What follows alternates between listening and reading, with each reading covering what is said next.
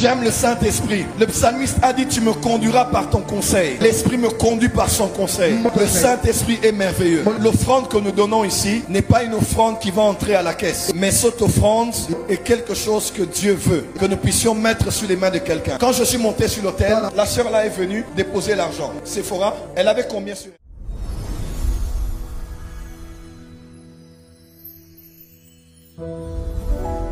Saint-Esprit, le psalmiste a dit, tu me conduiras par ton conseil. L'Esprit me conduit par son conseil. Le Saint-Esprit est merveilleux. L'offrande que nous donnons ici n'est pas une offrande qui va entrer à la caisse. Mais cette offrande est quelque chose que Dieu veut, que nous puissions mettre sur les mains de quelqu'un. Quand je suis monté sur l'autel, la sœur là est venue déposer l'argent. Sephora, elle avait combien sur 2000? Tu es venu déposer 2000. Quand j'étais à Paris, la sœur Elsa m'a dit, l'enfant est malade. Et quand je suis monté, le Saint-Esprit m'a parlé. Quand tu es venu déposer l'offrande, il m'a dit qu'elle reprenne l'offrande. Parce qu'elle a donné l'offrande, mais sans que l'offrande reste sur l'autel. Parce que Abraham avait donné Isaac, même s'il avait récupéré. Ce n'est pas donné, mais c'est le cœur qui a fait cet acte. Elle a besoin d'argent pour le soin de l'enfant. Parce que pendant que je suis monté, je t'ai vu en esprit. Qu'est-ce que j'ai vu en esprit? Je t'ai vu aujourd'hui, à 12h33 minutes. Je t'ai vu à l'hôpital avec cet enfant, à la clinique universitaire. Tu étais où?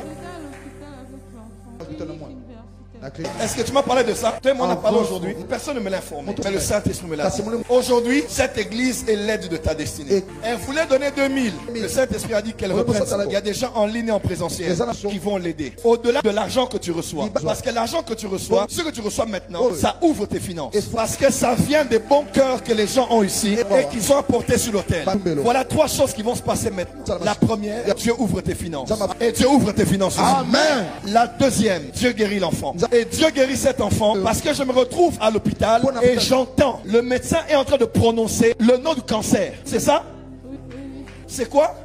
Cancer, il y a rein. Oui. C'est quoi?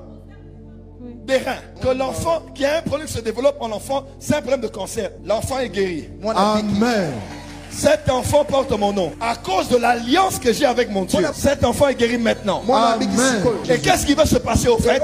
On veut prendre cet enfant comme on a pris ton père. Parce que mon esprit est au cimetière. Je me retrouve comme, quelque part on est comme nouvelle si c'est cité Kinkole.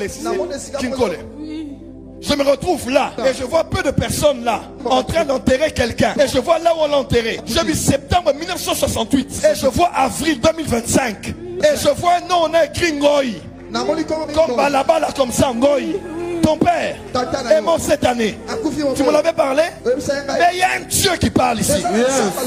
On ne prendra pas cet enfant comme on a pris ton papa. Ainsi parle l'Éternel. Le Dieu de cet hôtel, il te finance un projet de service traiteur. Parce que je te vois en train de préparer. Et Dieu va te donner tout ce qu'il faut. Pendant que je parle, une femme te suit en ligne maintenant. Elle va t'offrir les chauffandises. Amen. Tout le matériel des services traiteurs. La misère s'arrête maintenant. La pauvreté s'arrête maintenant. Au nom de Jésus. Lève-toi, viens ici. Pasteur Jonathan, viens. Nous prions un Dieu vivant. Prenez-moi de l'eau en même temps. Déposez juste cette eau sur l'autel pendant quelques minutes. Cet enfant guérit maintenant. Il n'y a aucune maladie dans son corps. Dépose juste là. Ouvrez déjà la bouteille. Ouvrez la bouteille. Ouvre les mains. Comment Dieu peut révéler même que tu étais à l'hôpital aujourd'hui? Parce que quand Dieu veut t'aider, t'envoie des aides. Ouvre les mains. Comme quelqu'un qui veut prendre quelque chose. Rapproche les mains. Pasteur Jonathan, versez l'argent dans ses mains. C'est prophétique. Merci. C'est l'argent que tu as donné qui va aider une fille mère qui n'a qu'un enfant et dont l'enfant a été déclaré mourant. Nous déclarons l'ouverture de tes finances maintenant. Toutes ces personnes qui sont venues chercher Dieu, ils ont pris ce qu'ils avaient pour donner à Dieu. Et Dieu a dit qu'on puisse te le donner à toi. À partir d'aujourd'hui, tu sors de la misère, tu sors de la pauvreté. À partir d'aujourd'hui, ton enfant finit les études. Amen. Et tu habites une belle maison. Et Dieu t'envoie un homme qui va t'aimer, un homme qui va t'épouser, un homme qui va te prendre en charge. Toi et ton enfant. Je libère ton mariage. L'année prochaine, un homme vient sur ton chemin et il va t'épouser. Il va prédoter, doter et te marier. Cet homme viendra dans cette église et il voudra seulement t'épouser toi. Et vous allez vous rencontrer à côté des toilettes. Cela s'accomplira tel que j'ai parlé comme prophète. Il en sera ainsi au nom puissant de Jésus. Amen. Je prophétise sur quelqu'un ici. Toi qui as sémé dans sa vie, toi qui as sémé dans la vie d'une orpheline, que Dieu te donne fois 1000, fois 10 000, fois 100 000 et fois 1 million au nom de Jésus. Ainsi a parlé le Dieu des esprits, des prophètes. Père, cet enfant est guéri. Amen.